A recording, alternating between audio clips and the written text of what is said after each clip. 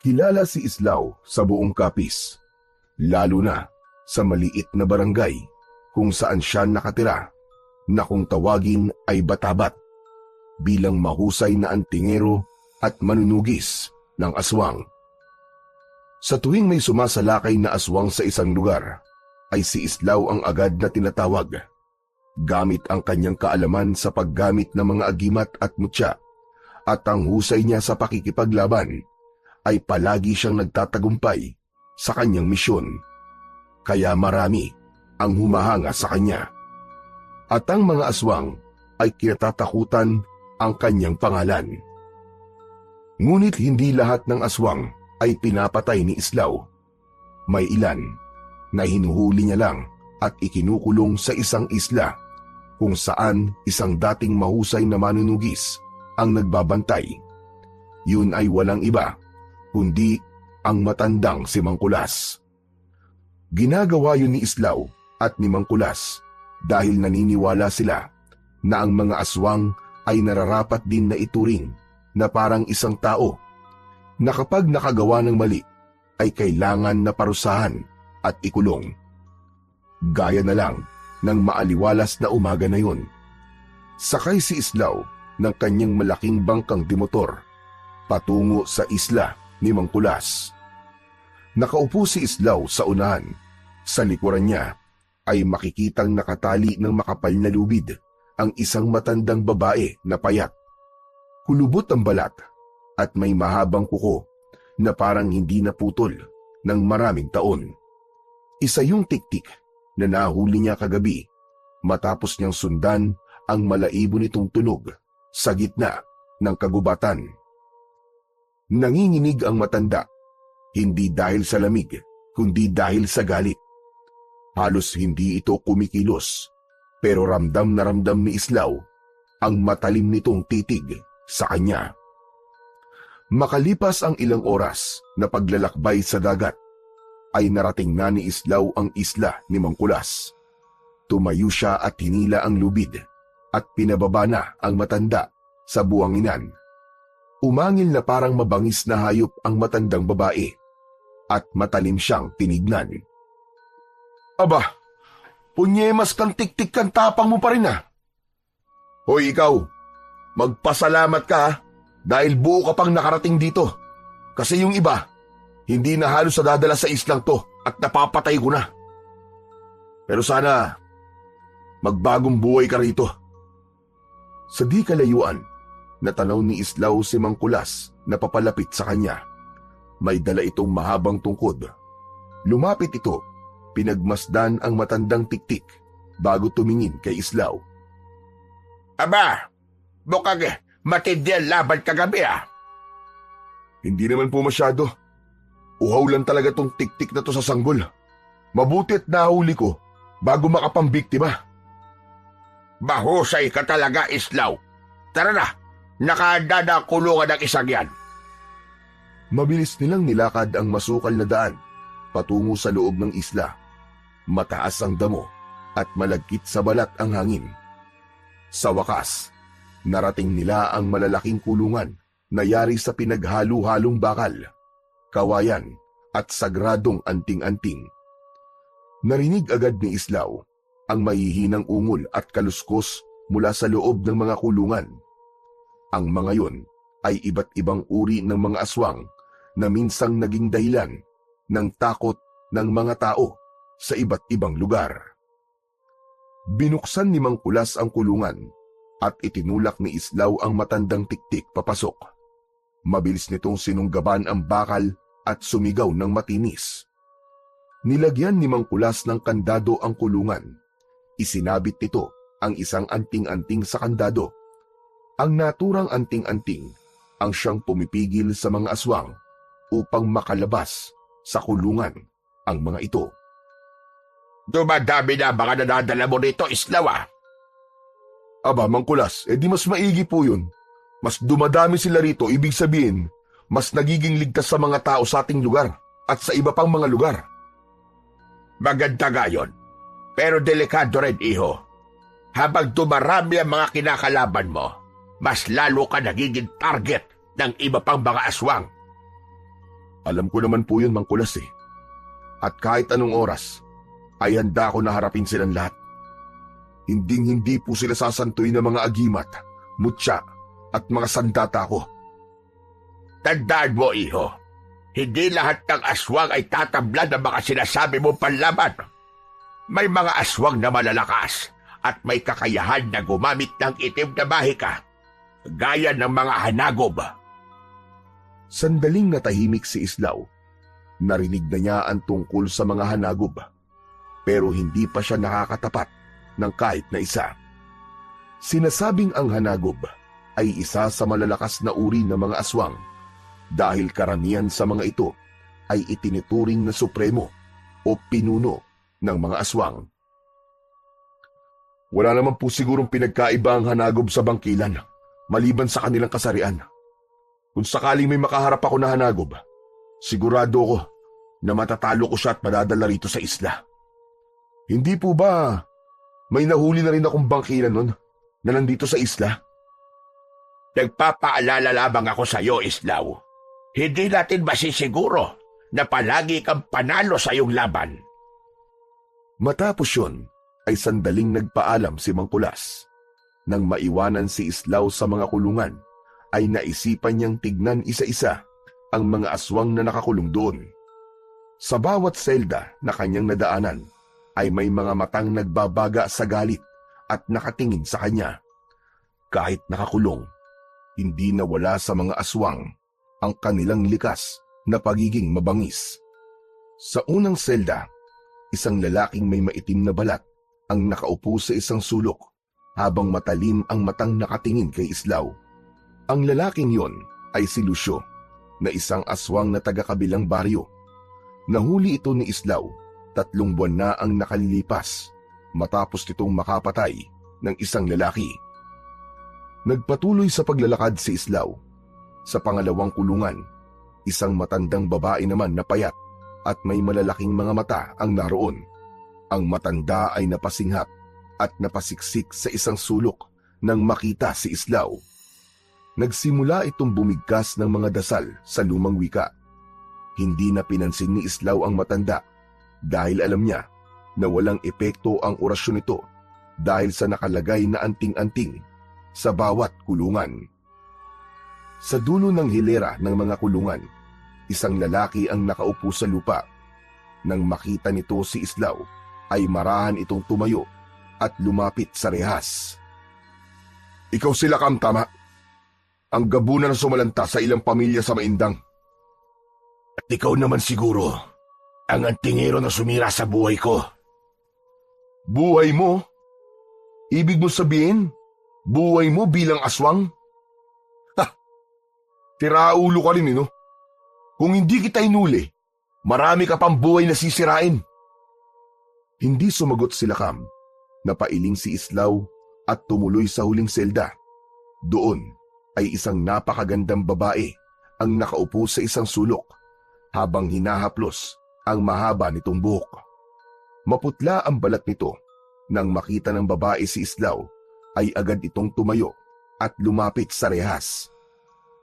Islaw, pakawalan mo na ako rito. Nagbago na ako. Hindi na ako papatay ng mga tao, pangako. Napangisi si Islaw. Palaging ganon si Mayang. Mapaglaro, kahit nasa bingit ng kamatayan. Isa itong malakas na uri ng aswang na kung tawagin ay bangkilan. Kahit siya ay hindi makapaniwala na nagawa niyang matalo noon si Mayang sa laban at nadala niya ito sa isla. Hindi nagtagal ay lumapit muli si Mang Kulas kay Islaw. Pabalik ka na ba sa baryo, Islaw? Opo, marami pa rin po akong kailangan gawin dun eh. O sige, sige. Mas mabuti na umalis ka na ngayon dahil madilim na ang kalangitan. Baka abutan ka ng malakas na ulan at alon sa dagat. Tumingin muna si Islaw sa mga kulungan. Tinapik niya sa balikat si Mang Kulas bago tumalikod. Naglakad siya pabalik sa kanyang bangka. Nang makasakay siya, ay binuhay niya ang makina at pinaandar yon.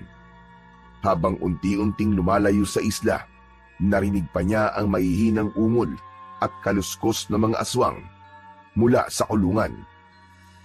Nang makabalik na si Islaw sa baryo nila, ay agad siyang nagtungo sa taniman niya ng mga gulay at kalamansi na nasa likod lamang ng kanyang bahay. Habang hawak ang isang gulok, ay pinagmasdan niya ang kanyang mga tanim. Maliit lang ang kanyang lupain at sapat lang yun upang magkaroon siya ng kita para sa panggastos sa kanyang araw-araw. Sa umaga ay yun ang buhay ni Islaw. Maya-maya pa ay nagsimula na si Islaw na alisin ang mga damong nakapalibot sa kanyang mga tanim. Sa pagsapit naman ng gabi ay naghahanda na si Islaw sa pagroronda sa kanilang baryo. Bagamat ilang gabi nang walang pag-atake ng aswang sa lugar nila, ay gabi-gabi pa rin niya yung ginagawa. Gaya ng palagi niyang sinasabi kay Mang Kulas, ay ayaw niyang maging kampante. Sa loob ng maraming taon, ay ganun ang naging takbo ng buhay ni Islaw. Sa araw, tinututukan niya ang kanyang taniman, at sa gabi naman ay nanunugi siya ng mga aswang at nagroronda sa kanilang lugar. Ilang taon na rin ang nakararaan, pero naaalala pa rin ni Islaw ang gabi kung saan pinatay ng isang aswang ang kanyang asawa na si Celia. Pauwi na siya noon sa bahay nila ng gabing yun nang marinig niya ang malakas na sigaw ni Celia mula sa loob ng kanilang bahay. 7 buwan buntis noon si Celia sa kanilang unang anak. Nang dumating si Islaw sa kanilang bahay, ay huli na ang lahat. Nagkalat ang dugo sa sahig at sa gitna ng silid ay naroon ang wala ng buhay na katawan ng kanyang asawa. Wala na rin ang kanilang anak sa sinapupunan nito dahil kinuha na yon at kinain ng aswang. Hindi rin malilimutan ni Islaw ang nakita niyang aswang sa ibabaw ng kanilang bubong nang lumabas siya. Ang mapupulanong mga mata na nakatitig sa kanya bago yun tumawa at tuluyang naglaho sa kadiliman. Simula noon, isinumpa ni Islaw sa kanyang sarili na hindi niya nahahayaang mangyari yon sa iba pang tao. Ang pagkamatay ng kanyang asawa at anak ang tuluyang nagtulak sa kanya upang gamitin ang kanyang kaalaman upang labanan ang mga pesteng aswang. Makalipas ang ilang araw, ay muling bumiyahe si Islaw sakay ng kanyang bangka patungo sa isla ni Mang Kulas. May dala siyang mga kinatay na manok at karne ng baboy na siyang pinapakain nila sa mga aswang na nakakulong. Nang malapit na si Islaw sa pangpang, ay natanaw niya kagad si Mang Kulas na hinihintay ang pagdating niya. Agad niyang itinali ang bangka at kinuha ang dala niyang mga pagkain para sa mga aswang. Mang Kulas, ito na po ang pagkain ng mga aswang. Abay, tabang-taba. Paubos na rin ang pagkain nila. Gutom na mga damotres. Baka magwala na naman ang ilan sa kanila. Sabay silang naglakad papunta sa mga kulungan. Lahat ng mga aswang ay nakatingin sa kanya ng masama. Alam ni Islaw na kung hindi lang dahil sa kulungan at anting-anting, ay matagal na siyang pinatay ng mga yon dahil siya ang dahilan ng pagkakakulong ng mga yon. Isa-isa nilang nilagay ang pagkain sa loob ng kulungan. Agad namang dinampot ng mga aswang ang inihagis nilang karne ng baboy at manok. Nang simayang na ang bibigyan nila ng pagkain, ay mapanukso itong ngumiti habang dahang-dahang lumapit sa rehas. Islaw, hindi ba pwedeng tao naman ang ipakain mo sa akin? Kahit isa lang. Hoy, ikaw Mayang, tigil-tigilan mo ako ha. Alam mong hindi yun posible. Sinasanay namin kayo na karnilang hayop ang kainin. Kaya huwag ka nang umasa na bibigyan ka namin ng tao. Grabe ka? Ang seryoso mo naman. Nagbibiro lang naman ako eh. Islaw, wag mo na lang pansinin niyang si Mayang. Alam mo namang mapagbiro talaga ang isang yan. Malakas ang saltik sa utak niyan. Tuluyan nang inilagay ni Islaw ang karne ng baboy sa loob ng kulungan ni Mayang at agad yung dinampot ng bangkilan habang nakangisi. Matapos na mabigyan ng pagkain ang lahat ng aswang, ay nagtungo na sina Islaw at Mang Kulas sa kubo na tirahan ni Mang Kulas sa isla. Umupo sila sa sahig na gawa sa kawayan, kung saan nakahain ang mainit na sabaw na kanina pa nakalapag, sinigang na baboy at inihaw na isda. O sige na, sige na. Kumain ka na, Islaw.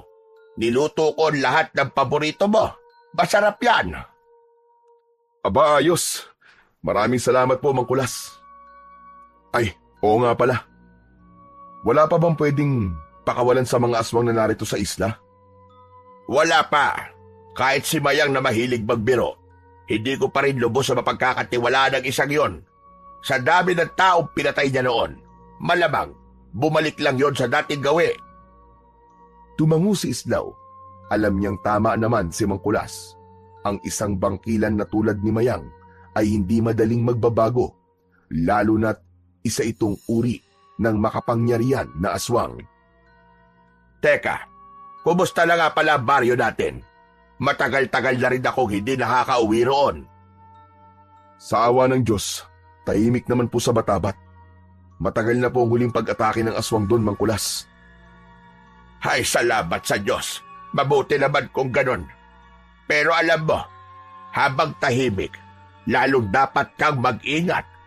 Ang mga aswang, habang hindi gumagalaw at nananahimik, ang ibig sabihin, meron silang pinaplano. Nagpatuloy ang kanilang pag-uusap habang tinatapos ang kanilang tanghalian. Sa kabila ng katahimikan ng isla ngayon, dama ni Islaw na hindi pa tapos ang laban at alam niyang tama si Mang Kulas na maaaring isang araw ay maging magulo na naman ang baryo nila dahil sa mga aswang. Pagsapit ng hapon, nagdesisyon na si Islaw na umalis sa isla. Habang naglalakad sila ni Mang Kulas patungo sa dalampasigan, ramdam niya ang malamig na simoy ng hangin na nagmumula sa dagat. Ang araw ay unti-unti nang lumulubog at ang kalangitan ay nagkukulay kahil na. Pagdating nila sa bangka, tinulungan siya ni Mang Kulas sa pagtatanggal ng pagkakatali nun sa isang puno ng nyog. Mang Kulas, matanong lang ho kita. Kailangan niyo na po ba ng katulong sa pagbabantay ng mga nakakulong na aswang dito? Sa ngayon ay hindi pa naman. Kaya ko pa. Malakas pa ako. Pero, ang iniisip ko, hanggang kailan natin makakayang ikulong ang mga aswang dito sa isla? Kung sa pinansyal na aspeto ang iniisip niyo, wala ho kayong dapat na ipag-alala. May mga pribadong sektor na tumutulong sa atin pagdating sa pera. Sana ay hindi sila magsawa sa pagtulong sa atin, Islaw. Sana nga po. Pero karamihan naman po sa kanila ay yung mga taong natulungan ko din nun. Siguro po paraan din nila yon ng pagtanaw ng utang na loob sa akin. Sige na, sige na. Mag-iingat ka sa paglalakbay, Islaw. Bumalik ka kagad kung may balita ka. Kayo rin po, Mang Kulas. Mag-iingat po kayo palagi dito sa isla. Matapos yun, ay sumakay na si Islaw sa bangka. Pinaandar niya na yon palayo sa isla. Makalipas ang ilang araw, ay muling nagkaroon ng takot ang mga tao sa baryo ni na Islaw. Sunod-sunod ang balita tungkol sa mga alagang hayop na natatagpuang patay. Alam ni Islaw na hindi yun gawa ng mababangis na hayop. Sigurado siya na may aswang na muling umaaligid sa kanilang lugar. Kaya naman, mas lalo niyang pinaigting ang pagbabantay tuwing gabi upang masiguro niya ang kaligtasan ng bawat tao sa kanilang lugar. Isang araw, naisipan ni Islaw na sabihin kay Mang Kulas ang bagay na yon. Sakay ng kanyang bangka, muling nagpunta si Islaw sa isla ni Mang Kulas. Pagdating niya sa dalampasigan, ay agad siyang sinalubong ng matanda. Aba, Islaw! Ang bilis mo naman yata bumalik dito. May problema ba? Mang Kulas, masamang balita. May aswang na naman po sa baryo natin. Ilang alagang hayop na po natatagpo ang patay. Aba, Sus Mariosep. Sigurado na paunang pag-atake lang yon. Darating ang araw na mga tao na ang bibiktimahin ng mga aswang na yon. O ngayon, ano na ang balak mo, Islaw? Nag-aalala tuloy ako sa mga tao sa baryo natin. Wala ho kayong dapat ipag-alala, Mang Kulas. Sigurado akong gaya ng ibang aswang na nakaharap ko, matatalo ko rin ang isang yon. At kung siswertehin, makukulong natin siya dito sa isla, kasama ng iba pang mga aswang. Islaw, mag-iingat ka. Alam mong habang dumarami ang mga aswang na nakakaharap mo, ay mas lalong lumalaki ang panganib sa iyong buhay. Sanay na po ako, Mang Kulas. Matagal na po akong hinahabol ng kamatayan. Pero hindi ko siya basta-basta hayaang abutan ako.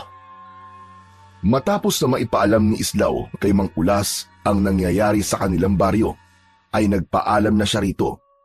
Sumakay na siya sa bangka at bumiyahe paalis sa isla. Dala ang pag-asa na mapagtatagumpayan niya ang panibagong banta sa kanilang baryo. Isang gabi, habang nagroronda si Islaw sa baryo, dala ang isang buntot ng pagi. Nakasabit sa kanyang leeg ang isang makapangyarihang agimat na pangontra sa mga aswang na maraming beses nang nagligtas sa kanyang buhay. Ang malamig na hangin ng gabi ay may dalang hindi maipaliwanag na kilabot na parang may kung anong masamang nilalang ang nagmamasid at naghihintay ng tamang pagkakataon sa dilim para umatake. Habang naglalakad si Islaw sa gitna ng kadiliman, ay may narinig siyang mahihinang kaluskos mula sa bubong ng isang bahay. Pag-angat niya ng tingin, ay nanlaki kagad ang kanyang mga mata sa kanyang nakita. Isang malaking nilalang ang nakaupo sa ibabaw ng isang bubong ng bahay sa kanyang kaliwa. Ang nilalang na yun ay may maitim na balat at umaalingasaw ang masangsang na amoy nito. Meron yung mahaba at matalim na mga pangil. Ang mga mata ay tila nagliliyab sa pulang liwanag. At ang katawan nito ay natatakpan ng parang sinaunang baluti na may nakaukit na mga simbolo. Ang mahahabang daliri nito ay may matutulis at baluktot na kuko. Agad na naramdaman ni Islaw na yun ang aswang na ilang gabi nang umaatake sa kanilang baryo, kaya matapang niya yung sinigawan. Hoy! Diablong buwang ka! Bumaba ka rito! Ako ang harapin mo! Dahan-dahang tumayo ang nilalang sa bubong. Sa isang iglap ay tumalon ito mula sa bubong at malakas na bumagsak sa lupa. Nagsimulang lumapit ang aswang kay Islaw at sa bawat hakbang nito ay ramdam ni Islaw ang bigat at lakas ng presensya nito. Huminto ang aswang, ilang di pa lamang ang layo kay Islaw. Sa wakas, nakaharap na rin kita, Islaw. Maraming beses ko nang narinig ang tungkol sa'yo. Maraming aswang ang takot sa pangalan mo. Biruin mo, kahit nag-iisa ka lang, ay marami ka na napabagsak na mga kauri ko. Kahanga-hanga ka. Tama ka, at sisiguraduhin ko na susunod ka na sa kanila. Kaya dapat ka lang na matakot sa akin kagaya nila. Ako, matatakot sa'yo. Hindi ako katulad ng mga karaniwang aswang na nakaharap mo. Ako si Lumad, isang hanagob.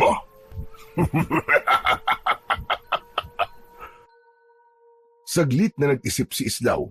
Alam niya na ang mga hanagob ay isang uri ng sinaunang aswang na mas malakas at mas makapangyarihan sa ibang uri ng aswang. Kung ang karaniwang aswang ay kayang patayin ng buntot ng pagi, ang mga hanagob ay ibang usapan. Masyado kang maraming sinasabi! Ang daldal mo! Papatayin na kita! Mabilis na inatake ni Islaw si Lumad. Buong lakas niyang hinataw si Lumad gamit ang buntot ng pagi. Pero laking gulat niya nang wala yun naging epekto kay Lumad. Parang tumama lang yun sa isang matigas na bato. Bago pa makalayo si Islaw, ay naagaw ni Lumad ang buntot ng pagi mula sa kanyang kamay. Isang iglap lang, gamit ang matatalim nitong kuko, pinutol nito ang sandata ni Islaw sa dalawa. Nanlaki ang mga mata ni Islaw sa pagkagimbal. Mabilis na kumilos si Lumad at hinablot nito ang agimat na nakasabit sa leeg ni Islaw at pinigayon sa malaki nitong palad. Nang ibuka ni Lumad ang palad nito, ay nalaglag mula roon ang pira-pirasong agimat ni Islaw. Bahagyang nakaramdam si Islaw ng kaba ng mga sandaling yun. Noon lang siya nakatagpo ng isang aswang na hindi tinatablan ng kanyang sandata. Bago pa siya makakilos, ay sinunggaban na siya ni Lumad. Natumba si Islaw sa lupa habang nakadagan sa kanya ang mabigat na katawan ng hanagob. Lumapit si Lumad sa kanyang muka. Inilabas nito ang mahaba nitong dila at dinilaan ang pisngi ni Islaw. Hindi pa ito tamang oras para sa ating tunay na laban. Pero tandaan mo ito. Kapag hindi ka tumigil sa pagtugis sa amin, Islaw, kamatayan ang naghihintay sa iyo at sa buong baryo na ito. Sa isang iglap, naglaho si Lumad sa dilim. Habol ang hininga na bumangon si Islaw mula sa lupa. Sinubukan niyang hanapin ang direksyon kung saan nagpunta ang hanagob, pero wala na ito. Napakuyom siya ng kanyang kamao. Sa unang pagkakataon, nakaharap siya ng isang kalabang hindi niya basta-basta matatalo. Matapos makaharap ni Islaw si Lumad sa unang pagkakataon, ay umuwi na siya sa kanyang bahay. Naupo siya sa gilid ng papag habang habol pa rin ang kanyang hininga. Ramdam niya ang kirot sa kanyang katawan mula sa pagbagsak sa lupa. Ngunit hindi yun ang nasa utak niya, kundi ang katotohanang nakaharap niya, ang isang aswang na maaaring pinakamalakas sa nakaharap niya. Nakapagtataka talaga. Paano niya nasira ang aking buntot ng pagi at ang pinakamakapangyarihang agimat laban sa aswang? Napalunok si Islaw. Hindi siya makapaniwala na wala na ang agimat niya na yun. Ang proteksyon na matagal nang gumabay sa kanya ay wala na. Marahang tumayo si Islaw at kinuha ang isang lumang baul sa ilalim ng kanyang papag. Binuksan niya yon at bumungad sa kanya ang iba't ibang agimat at mutya na kanyang naipon sa mahabang panahon. Ang mga yon ay minsan nang nagligtas sa kanya mula sa iba't ibang uri ng mga aswang. Isa-isa niyang kinuha ang kanyang mga lumang agimat at mutya. Kumpara sa nasirang agimat ni Lumad, ay mahihinang klase ng agimat at mutya ang lahat ng nasa baul na yon. Kung walang naging laban ang pinakamalakas niyang agimat, ay sigurado siya na walang kalaban-laban ang mga agimat at mutya na meron pa siya. Napabuntong hininga si Islaw at napaupo sa tabi ng baul. Ngayon lang siya nakaramdam ng ganong pakiramdam na parang wala na siyang pag-asa. Lalo na't hindi lang sarili niya ang iniisip niya, kundi ang buong baryo Batabat. Sigurado siya na hindi lang siya ang nasa panganib. Lahat ng tao sa baryo ay maaaring maging biktima ni Lumad. Hindi ako maaaring maging ganito. Kailangan kong makahanap ng paraan para talunin siya. Kailangan kong makahanap ng mas makapangyarihang panlaban kay Lumad. Naisa po ni Islaw ang mga palad niya sa kanyang muka. Bahagyang sumakit ang ulo niya sa pag-iisip kung paano ba niya matatalo ang isang hanagob na gaya ni Lumad. Nang sumunod na araw ay nagtungo si Islaw sa isla ni Mangkulas, sakay ng kanyang bangka. Tahimik ang paligid ng mga araw na yon, maliban sa tunog ng mga alon na humahalik sa dalampasigan. Habang palapit siya sa maliit na kubo kung saan nakatira si Mangkulas, ay hindi niya maiwasang muling balikan sa isip niya ang naging laban niya kay Lumad. Naabutan niya si Mangkulas na nagluluto sa labas ng kubo. Nang makita siya nito, ay agad siya nitong sinalubong. Magandang araw po sa inyo, Mangkulas. Aba, Islaw, ikaw pala. Abay, napadalaw ka. Akala ko ba abala ka sa pagbabantay sa baryo? Mangkulas, may gusto po sana akong sabihin sa inyo. Maaari po ba tayong maglakad-lakad? Sandali lang. Bukang seryoso yung sasabihin mo O tara. Maglakad-lakad tayo. Nagsimulang maglakad ang dalawa hanggang sa huminto sila sa harapan ng mga kulungan ng mga aswang. Ano pala sasabihin mo sa akin, Islaw? Mangkulas, hindi kayo maniniwala. May nakaengkwentro kong aswang at hindi siya basta-basta, Mangkulas. Ano ka mo? Aba, seryoso nga yan. Ano klaseng aswang? Hanagob. Isang hanagob po na nagngangalang Lumad. Biglang napatingin si Mangkulas kay Islaw. Agad na napansin ni Islaw ang kakaibang takot sa muka ng matanda. Si Lumad? Sigurado ka bang yun ang pangalan ng hanagob na nakaharap mo? Opo, siya mismo nagsabi sa akin ng pangalan niya. Napakalakas po niya, Mangkulas. Hindi siya tinablan ng buntot ng pagi ko. Sinira niya ang pinakamalakas kong agimat. Pakiramdam ko po, wala akong laban sa kanya. Islaw, si Lumad ay hindi pangkaraniwang hanagob. Maraming taon na siyang nabubuhay, pero sa kabila noon ay hindi nababawasan ang kanyang lakas. Mas lalo pa siyang lumalakas sa bawat panahong lumilipas. Mula sa isa sa mga kulungan ay may isang boses na biglang sumabat. Kaya naman pala parang may kakaibang amoy sa hangin. Amoy ng pagkatalo at pagbagsak mo, Islaw. Napalingon si Islaw at Mangkulas sa kulungan. Si Lakam, isang gabunan na matagal nang nakakulong sa isla, ay nakangisi habang nakahawak sa bakal na rehas. At kailan ka pa natutong makinig sa usapan ng iba, Lakam? Paanong hindi ko kayo maririnig? Dito kayo nag-uusap malapit sa akin. Si Lumad na pala ang kalaban mo ngayon. Napakatagal ko nang hindi naririnig ang pangalan niya. Lakam, ang ibig mo bang sabihin na kilala mo siya? Hindi lang basta kilala. Personal ko siyang kakilala dahil dati akong alagad ni Lumad. Ano ka mo? Alagad ka ni Lumad? Binibiro mo ba kami? Matagal ng panahon yon, Islaw. Noon, naniwala ako si Lumad ang pinakadakilang pinuno ng mga aswang.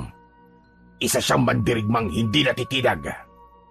Hindi nasusugatan. Hindi rin natatalo. Pero alam mo ba ang totoo? Isa siyang halimaw na walang ibang nais kundi ang pagharian ng takot sa lahat. Auman o aswang.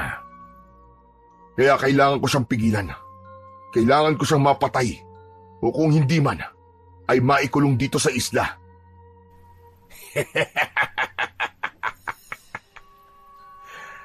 Pabihira ka. Hindi mo siya mapipigilan, Islaw. Wala kang laban kay Lumad. Kahit anong agimat, mutya o sandatang gamitin mo laban sa kanya, hinding-hindi mo siya mapapatay. Nananaginip ka kung iisipin mong may laban ka sa kanya. Ano ang ibig mo sabihin, Lakam? Simple lang. Ang kapangyarihan ni Lumad ay higit pa sa iniisip nyo. Hindi siya tulad ng mga aswang na nakalaban mo noon, Islaw. Ang lakas niya ay hindi lang galing sa kanyang katawan, kundi sa bagay na hindi mo basta masisira. Ano yun, Lakam? Sabihin mo. Ang kanyang kaluluwa. Hindi mo siya matatalo nang hindi mo nasisira ang mismong diwa niya. At walang sino man ang nakagawa nun. Kung ganun, Lakam, alam mo ba kung paano siya matatalo? Hindi ko alam. At hindi ko alam kung may paraan nga ba. Pero isang bagay lang ang sigurado ko, Islaw. Mamamatay ka sa mga kamay ni Lumad.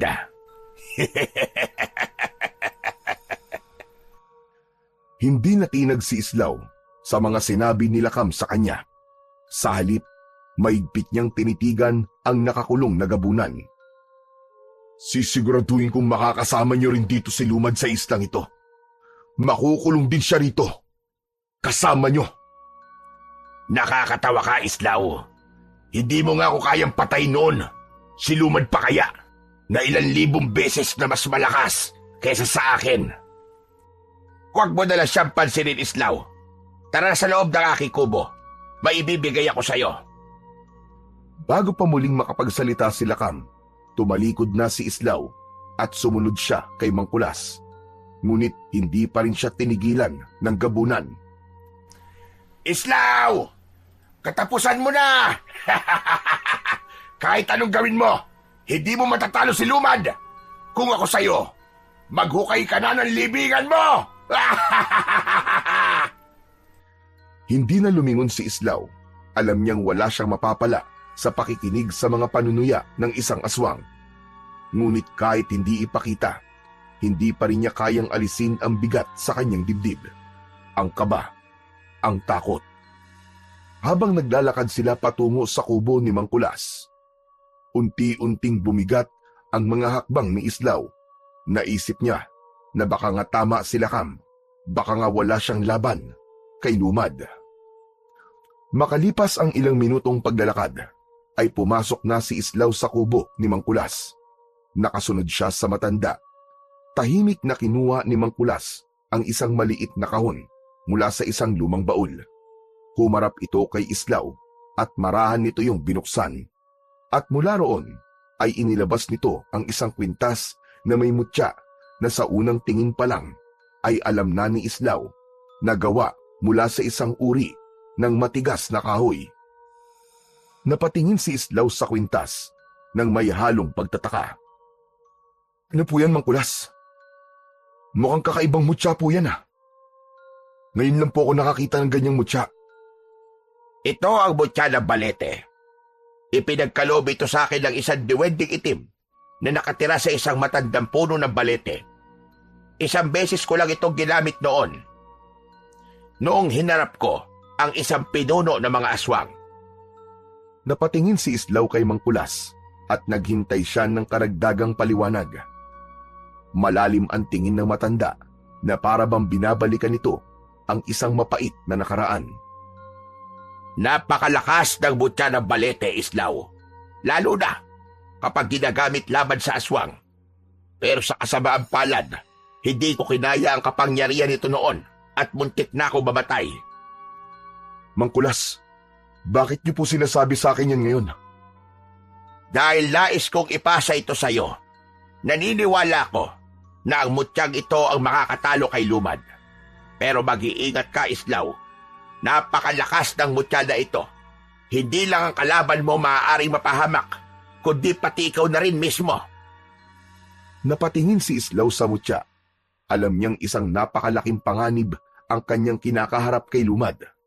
Wala siyang ibang sandata na maaaring tumalo sa halimaw na yon.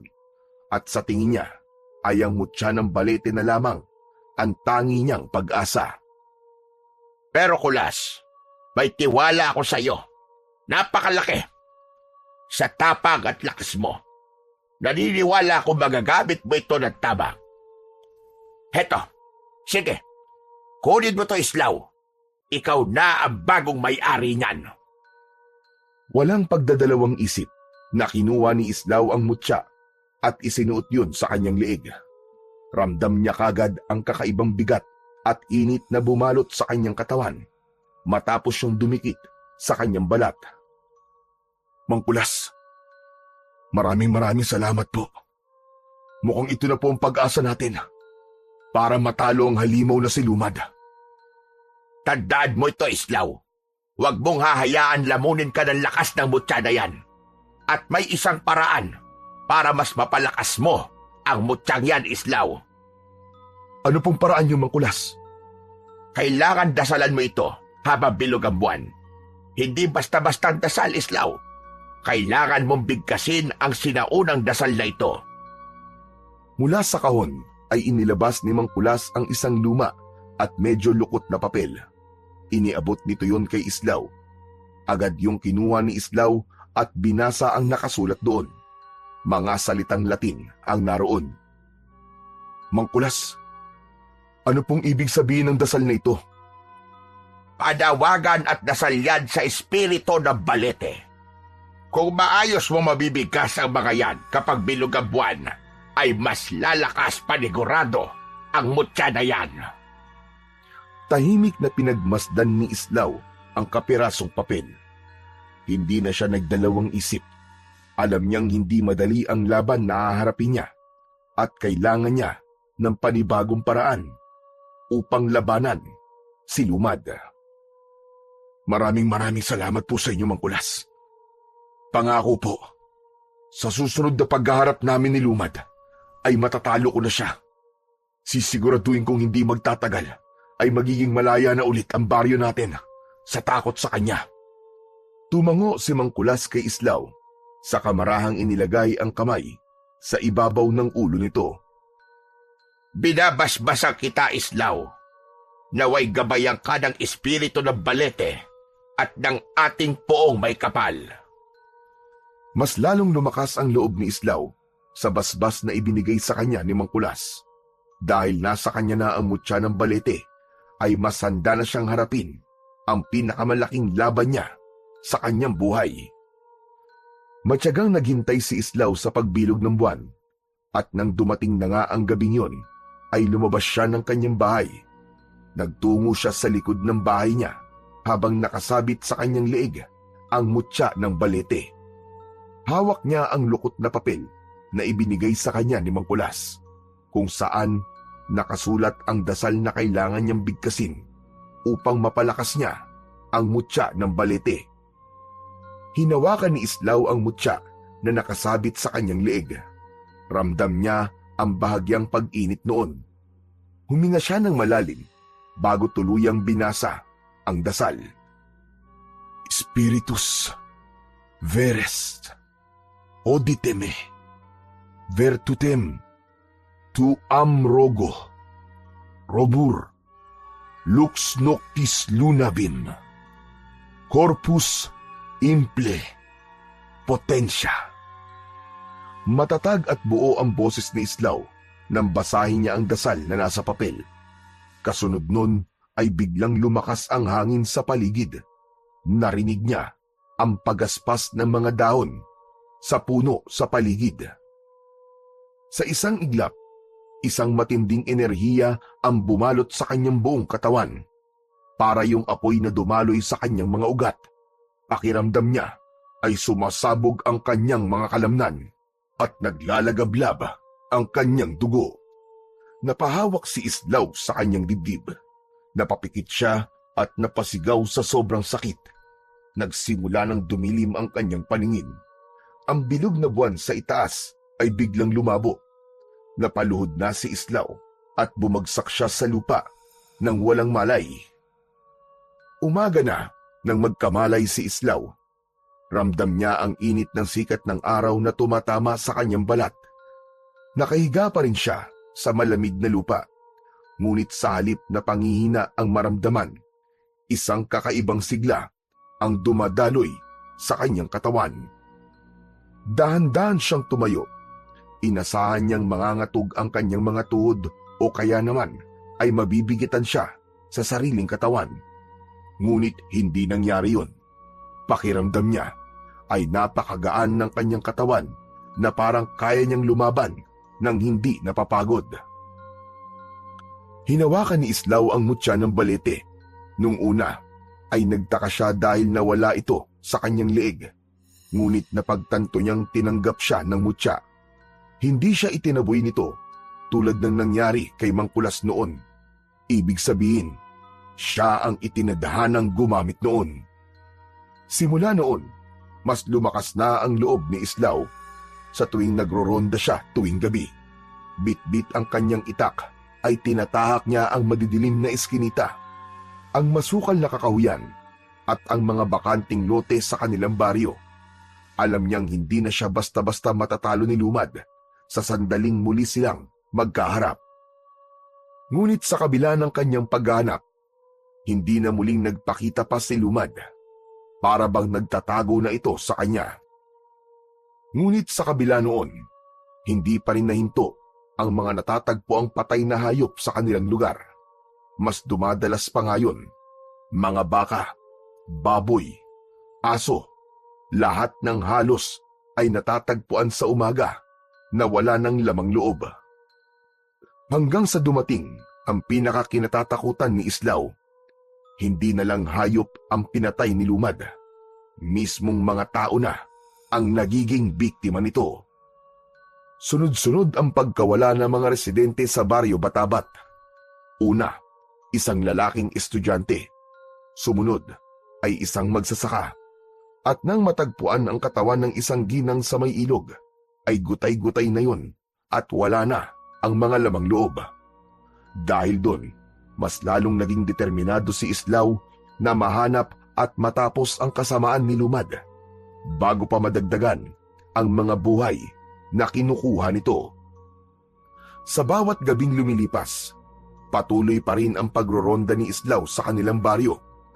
Hindi siya tumigil sa paghahanap kay Lumad, ngunit tila lalo lamang itong nagiging mailap, hanggang sa dumating na ang gabing hinihintay ni Islaw.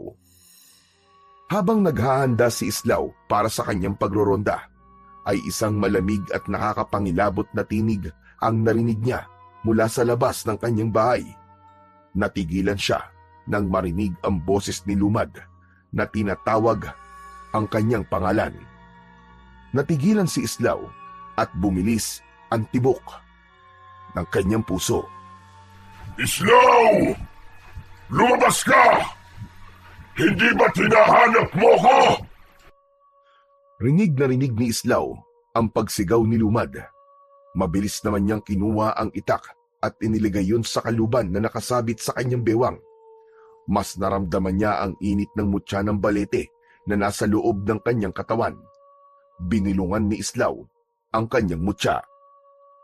Minamahal kong mutya, bigyan mo ako ng lakas. Pakiusap, huwag mo akong bibiguin. Matapos yun, ay humugot ng malalim na paghinga si Islaw at marahan niyang binuksan ang pinto. Paglabas niya, ay tumambad sa kanya si Lumad na nakatayo sa loob ng kanyang bakuran. Uy! Long time no see ah! Sa wakas, nagpakita ka na rin sa akin, Lumad.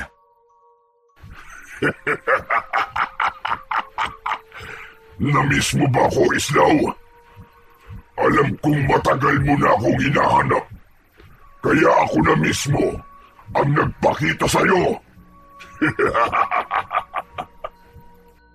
Mabilis na hinawakan ni Islaw ang kanyang itak sa kanyang bewang at lumapit ng bahagya kay Lumad. Alam kong minamaliit mo ko, Lumad, pero hindi ako papayag na ikaw ang maghari sa baryong ito. Tatapusin ko na ang kasamaan mo ngayong gabi. Nararamdaman ko ang kakaibang enerhiya sa loob mo, Islaw. Ang mutya ng balete. Hindi ako maaaring magkamali. Isa yung makapangyarihang mutya. Bakit? Natatakot ka ba na may panibago na naman akong mutya na magagamit ko para talunin ka? Huwag kang masyadong mayabang, Islaw. Mas maganda nga yan upang mas maging kapanapanabik ang magiging laban nating dalawa. Napakuyom ng kamao si Islaw at hindi na siya nagpatumpik-tumpik pa. Mabilis siyang sumugod kay Lumad habang sumisigaw. Isang malakas na sipa ang pinakawalan ni Islaw na tumama sa tiyan ni Lumad. Napaatras ito at nakita niya sa mukha nito na hindi nito inaasahan ang bilis ng kilos niya. Sinundan pa niya yon ng isang suntok sa panga na nagpayanig sa katawan ng kanyang kalaban. Hinugot ni Islaw ang kanyang itak at buong puwersang tinaga niya si Lumad, ngunit mabilis na umatras si Lumad. Tumalon si Islaw patungo kay Lumad at bumaon ang talim ng itak sa kaliwang balikat nito. Napaatras si Lumad habang maigpit na hawak ang sugatang bahagi ng katawan nito. Napatingin ito kay Islaw at kita sa mukha nito ang bahagyang pagkagulat. Nagliyab sa galit ang mga mata ni Islaw. Alam niyang yun na ang tamang pagkakataon upang tapusin ang halimaw na pumatay sa maraming tao sa kanilang baryo. Muli siyang sumugod habang ramdam na ramdam niya ang naglalagablab na lakas ng mutya sa loob ng kanyang katawan. Ngunit sa isang iglap, biglang naglaho si Lumad. Ano? Nasaan siya? Lumad! Nasaan ka? Magpakita ka sa akin, duwag! Nagulat si Islaw nang may naramdaman siyang kamay na maigpit na sumunggab sa kanyang braso. Napakurap siya at sa isang iglap ay nasa tabi na niya si Lumad. Mariin itong pinisil ang kamay niya na naging dahilan upang mabitiwan niya ang kanyang itak. Bago pa siya makapalag, ay bumaon na ang matatalim na kuko ni Lumad sa kanyang tagiliran. Napasigaw sa labis na sakit si Islaw. Naramdaman niya ang mainit na dugong bumalong mula sa kanyang sugat. Bago pa siya makarecover, ay sunod-sunod na pag-atake ang ibinigay ni Lumad sa kanya. Kinagat siya nito sa kanyang braso, hita, at kinalmot siya sa kanyang dibdib. Duguan na bumagsak si Islaw sa lupa. Akala mo ba ay madali mo ako mapapatay? Hunghang ka! Pinilit ni Islaw na bumangon, ngunit bago pa siya makagalaw, isang malakas na sipa sa sikmura ang muling nagpabagsak sa kanya sa lupa. Basang-basa na siya ng sariling pawis at dugo. Halos hindi niya na maigalaw ang kanyang mga braso at binti. Ang ngutya ng balete sa kanyang loob ay tila hindi sapat upang palakasin pa siya dahil sa dami ng kanyang sugat. Nakita ni Islaw na naglakad palapit si Lumad. Mabagal ang bawat takbang nito na tila ninanamnam ang sandali ng pagkatalo ni Islaw. Huminto si Lumad sa tabi ni Islaw at tinignan siya nito na parabang isa siyang walang kwentang bagay. Tumingin ka sa paligid mo, Islaw. Tumingin ka para makita mo ang mga taong binigo mo.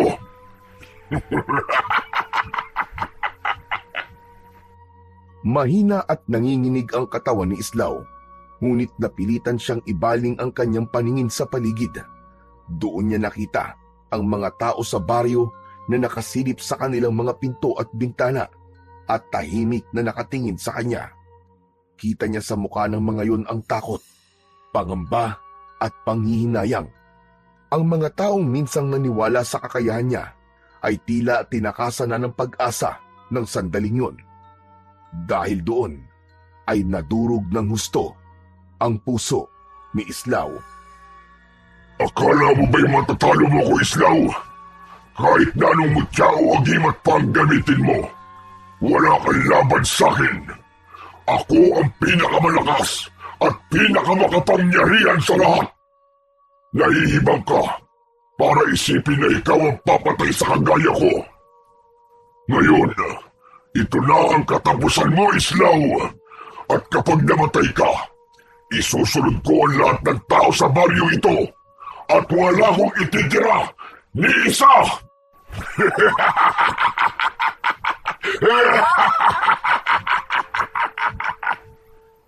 Napapikit si Islaw. Alam niyang hindi niya na kayang lumaban pa. Wala na siyang lakas na natitira. Nakikiusap ako sa'yo. Ako na lang ang patayin mo, Lumad. Huwag mo nang idamay pa ang mga tao rito. Muling lumakas ang halakhak ni Lumad. Yumuko ito at marahang inilapit nito ang matutulis nitong mga kuko sa leeg niya. Ngunit bago pa siya mapatay ni Lumad, ay nagulantang si Islaw sa biglang pagdating ni Mang Kulas. Lumad! Ako ang harapin mo! Napaangat ng tingin si Lumad kay Mang Kulas. Isang kulay itim na pulbos ang isinaboy nito sa mukha ni Lumad. Sa isang iglap, napaatras si Lumad at napasigaw ng malakas dahil sa sobrang sakit. Pilit na inalis ni Lumad ang pulbos sa mukha nito. Hayop ka! Magbabalik ako, Islaw, at sa susunod na pagkikita natin, sisiguraduhin kong mapapatay na kita! Mabilis na tumakbo si Lumad papalayo hanggang sa naglaho na ito sa kadiliman. Naiwan naman si Islaw na nakahandusay sa lupa habang habol ang sariling hininga. Nanginginig ang kanyang katawan, ngunit naramdaman niya ang init ng kamay ni Mang Kulas sa kanyang balikat. Huwag kang susuko, iho. Hindi pa tapos ang laban mo. Hindi ka pa pwedeng mawala. Mang Kulas, salamat at dumating ka. Akala ko katapusan ko na. Pero ano ba yung pulbos na ginamit mo? Bakit umatras si Lumad? Abo yun ang buto ng isang gamunan. Malakas na pangontra sa mga katulad ni Lumad. Pero, yun na ang huling meron ako at panandalian lamang ang epekto nun sa kanya. Dapat pala, hindi mo na ginamit yun. Baka mas kailangan mo pa yun sa ibang laban, Mangkulas.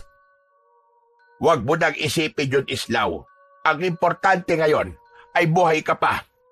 Halika, kailangan magamot natin ang mga sugat mo.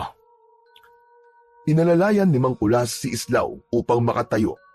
Napangiwi siya sa sakit ng kanyang mga sugat. Nang tuluyan siyang nakatayo, ay muli niyang napansin ang mga tao sa paligid na nakasilip pa rin sa kani-kanilang mga bintana at pinto.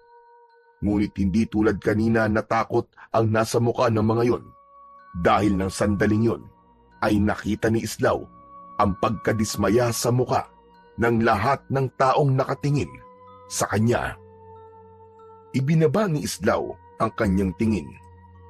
Hindi niya magawang tignan ang mga mata ng mga taong minsan niyang pinangakuan na kaya niyang protektahan.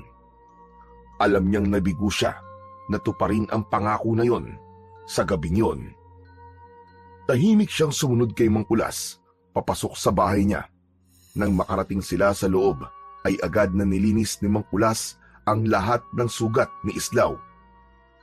Mabuti na lang at pinakinggan ko ang kutob ko. Kaya umalis ako ng isla at pinuntahan ka rito. Mangkulas, paano po mga nakakulong na aswang sa isla? Walang bantay ang mga yon. Huwag kang mag-alala.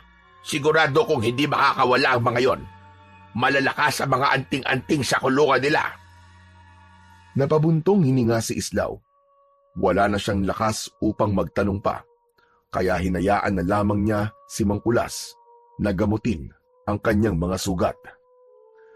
Hinayaan niyang dumaloy ang katahimikan sa pagitan nila habang unti-unting lumalalim ang gabi. Alam niyang may susunod pang laban, ngunit sa ngayon, kailangan maghanda siya. Kailangan bumangon siyang muli upang makabawi siya sa mga tao sa kanilang baryo. Nang mga sumunod na araw, ay hindi na muna lumabas si Islaw ng kanyang bahay. Hindi dahil sa nagpapagaling siya sa kanyang mga sugat, kundi dahil sa nahihiya siyang magpakita sa mga tao. Nahihiya siya dahil alam niyang iniisip ng mga tao na tinagurian siyang kinatatakutan ng mga aswang. Pero sa kauna-unahang pagkakataon ay nasaksihan ng marami ang kanyang pagbagsak. Paminsan-minsan ay nagtutungo si Mangkulas sa bahay ni Islaw upang gamutin at palitan ang benda ng sugat niya. Mangkulas, kung ganun po pala, ay wala ring laban ng mutya ng balete kay Lumad. Kahit nasa loob ko ng mutya, ay hindi pa rin ako nagtagumpay na talunin siya. Yan din ang naisip ko. Patawarin mo ko kung binigyan kita ng pag-asa. Ang mutya ng balete, ang tanging mutya na alam kong pwedeng makatalo kay Lumad. Pero nagkamali pala ako. Mangkulas, wala naman po kayong dapat na ihingi ng tawad sa akin. Alam ko na ninais niyo lamang po makatulong. Pero Mangkulas, ang mga tao po rito sa baryo, nahihiya po ako sa kanila. Hindi ko po kaya magpakita sa kanila sa ngayon. Ilang araw na po akong di lumalabas dahil sa kahihiyan po na inabot ko nung gabing naglaban kami ni Lumad.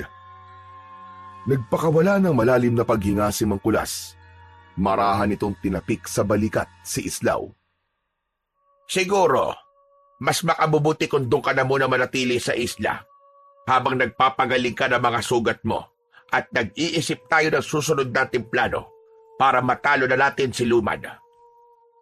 Pero Mangkulas, paano po mga tao rito sa baryo kung wala ako? Baka bigla pong bumalik si Lumad at umatake. Sino po magtatanggol sa mga tao kung nasa isla ko? Islaw, sa kalagayan mo ngayon ay hindi mo pa kayang labanan ulit si Lumad. Kailangan mo munang gumaling. Baka kapag hinarap mo siya sa ganyang kalagayan mo, ay tuluyang ka na niyang mapatay. Kaya kung ako sa'yo, ay sumunod ka na lamang sa sinasabi ko sa'yo. Doon ka na muna sa isla magpagaling para hindi ko na rin kailangan pang magtungo rito at iwanan na walang bantay ang mga aswang sa isla. Natahimik si Islaw at nahulog siya sa malalim na pag-iisip. Maya-maya pa ay napagtanto niya na merong punto si Mangkulas. Kaya sa huli ay pumayag siya sa ideya nito at sa araw na yon ay sumama muna si Islaw kay Mangkulas sa isla kung saan nakakulong ang mga aswang na nahuli niya noon. Nang araw din na yon ay sumama na si Islaw kay Mangkulas sa pagpunta sa isla. Napagtanto niyang hindi pa siya handa para sa muling paghaharap nila ni Lumad, kaya kailangan niyang mas palakasin ang kanyang sarili. Sa pagdating nila sa isla, ay agad niyang tinulungan si Mangkulas sa pagpapakain sa mga aswang na nakakulong doon. Bitbit nila ang mga karning nakalaan para sa mga nilalang na yun. Isa-isa nilang inilagay ang pagkain ng mga aswang. Habang abala si Islaw sa paglalagay ng pagkain sa kulungan, ay narinig niya ang malutong na tawa ni Lakam. Islaw, ano ba nangyari sa'yo? Halos hindi na kita makilala sa dami ng sugat mo ah. Tumingin si Islaw kay Lakam, ngunit hindi niya ito sinagot. Nilapag na lang niya ang pagkain sa harap nito. Sigurado kong nakaharap mo na naman si Lumad at mukhang hindi naging maganda ang laban. Maswerte ka at nabuhay ka pa. Bago pa makasagot si Islaw, sumingit sa usapan si Mayang na nasa kabilang kulungan. Ano? Totoo bang nakalaban mo si Lumad, Islaw? Oo, Mayang. Nagkaharap kami. Pero sa susunod, sisiguraduhin ko matatalo ko na siya. Huwag kang mangarap na mataas, Islaw. Hindi mo matatalo si Lumad. Sigurado ko na sa susunod na paghaharap nyo ay mapapatay ka na niya. Kaya kung mahal mo pa ang buhay mo, magtago ka na lang sa islang to habang buhay. Kasama namin! Huwag ka naman magsalita ng ganyan, Lakam. Tandaan mong, kung hindi dahil kay Islaw, wala tayong makakain dito. Mag-isip-isip ka nga, Mayang. Pinapakain nila tayo rito para mas matagal tayo mabuhay at maging matagal ang paghihirap natin dito. Hindi na pinansin ni Islaw ang mga sinabi ni Lakam. Alam niyang hindi nito lubos na nauunawaan ang laban nila ni Lumad. Sa bawat araw na lumilipas, ay unti-unting bumubuti ang kalagayan ni Islaw sa isla ni Mangkulas. Kahit may sugat pa ang kanyang katawan, hindi siya nanatili sa loob ng kubo. Tinutulungan niya si Mangkulas sa anumang gawain, mula sa paghahanda ng pagkain hanggang sa pangangalaga sa mga halamang gamot, pagpapakain sa mga aswang at kung ano-ano pa. Sa umaga, madalas siyang nakaupo sa tabi ng dagat. Pinagmamasdan niya ang paghampas ng alon sa dalampasigan habang hinahaplos ng hangin ang kanyang balat. Alam niyang kailangan makabawi na kagad siya ng lakas upang makabalik na siya sa kanilang baryo. Isang hapon, habang nilalagyan ni Mangkulas ng bagong tapal ang sugat sa kanyang tagiliran, ay hindi na napigil ni Islaw ang sarili na magsalita sa bagay na ilang araw na niyang pinag-iisipan. Mangkulas, hindi ko lang po talaga maiwasang mag-alala sa mga tao sa baryo. Wala na ako ron para protektahan sila. Baka bumalik si Lumad doon. Baka may masaktan o may mamatay. Naiintindihan ko nararamdaman mo, Islaw. Pero hindi mo dapat kalimutan na halos ikamatay mo na ang huling laban mo kay Lumad. Hindi ka pa handa para bumalik sa baryo. Kailangan mo pang mapagaling ang mga sugat mo. Mangkulas, pero paano po kung may mangyari nga sa kanila? Paano kung wala na akong babalikan doon? Kung babalik ka ngayon, mas lalo mo lang na ilalagay sa panganib ang sarili mo. Hindi mo matutulungan ng mga tao ngayon sa kalagayan mong yan. Kung ikaw mismo ay mahina pa. Napayuko si Islaw. Alam niyang may punto si Mangkulas. Pero hindi niya matanggal ang bigat sa kanyang dibdib. Ang pinakamainam mong gawin ngayon ay palakasin ang iyong sarili. Huwag kang mag-alala dahil nandito ako para tulungan ka pagdating sa bagay na yan. Malungkot na tumingin si Islaw kay Mangkulas. Napabuntong hininga na lang siya at napilitang tumango bilang pagsang-ayon sa sinabi nito. Mabilis na lumipas ang mga araw at kahit paano ay unti-unti nang nararamdaman ni Islaw ang pagbabalik ng kanyang lakas. Alam niya na mas naging mabilis ang pag-recover niya dahil sa tulong ng mutya ng balete na nasa loob ng kanyang katawan. Isang gabi, habang naghahapunan, ay pinag-uusapan ni na Islaw at Mangkulas ang maaaring paraan upang matalo si Lumad. Kahit medyo maayos na ang lagay ni Islaw, ay alam niyang hindi lang pisikal na lakas ang kailangan niya, kundi kailangan nila ng epektibong estratehiya. Alam mo na ang kakayahan ni Lumad, Islaw. Hindi siya pangkaraniwang aswang. Kahit ang pinakamalakas na mutya at pinakamakapangyarihang agimat natin ay walang laban sa kanya. Kaya nga ho, Mangkulas, kahit pag ginamit mo na ang abo ng buto ng isang gabunan, ay hindi siya nagkaroon ng matinding pinsala. Napabuntong hininga si Islaw. Ilang saglit silang nanatiling tahimik at parehong nag-isip ng maaari nilang gawin. Maya-maya pa ay nagpatuloy sila sa pagbibigay ng suwestyon mula sa mga ritual, bagong mutya o pagsubok na humanap ng mas malakas na anting-anting. Ngunit sa bawat ideyang naisip nila ay mas naging malinaw na walang makakapantay sa lakas ni Lumad. Kung may makakatulong lang sana sa atin na kasing lakas niya, baka magkaroon tayo ng kahit na konting tsansang matalo siya. Natigilan si Islaw. Biglang may pumasok na ideya sa kanyang isip sa sinabing yun ni Mangkulas. Mangkulas, sandali. Alam ko na kung paano natin matatalo si Lumad. Kaya anong ibig mo sabihin, Islaw? Gaya ng sinabi mo, bakit hindi tayo humingi ng tulong sa mga pwedeng tumapat kay Lumad? Kumuha tayo ng mga aswang mula sa kulungan. Mga aswang na malalakas na pwedeng pumantay sa lakas ni Lumad. Ano ka ba? Aba, imposible ang naisip mo, Islaw. Hindi lalaban ang mga aswang na yon sa kauri nila, lalo na sa kagaya ni Lumad. Lalaban sila kung bibigyan natin sila ng kapalit na hindi nila matatanggihan. At ano naman ang magiging kapalit na yon? Huminga ng malalim si Islaw bago sumagot. Ang kalayaan nila. Kung yan ang kapalit na ibibigay mo sa kanila, sigurado ako na papayag nga sila. Pero sandali lang, Islaw. Meron ka na bang napiling mga aswang na nakakulong dito sa isla? Meron na po. Alam ko na kung sino may sapat na lakas para makatulong sa atin. Nagkatinginan sina Islaw at Mangkulas. Sa pagkakataon na yon, naramdaman ni Islaw na meron ng ideya si Mangkulas kung sino ang mga aswang na tinutukoy niya. Alam nila na sa susunod nilang hakbang ay maaaring magdala ng mas malaking panganib yun para sa kanila. Pero yun na lang ang natitira nilang pag-asa. Laban kay Lumad. Kinabukasan ay naglakad sina Islaw at Mangkulas patungo sa kulungan ng mga aswang. Huminto sila sa harapan ng magkatabing kulungan ni Mayang at Lakam.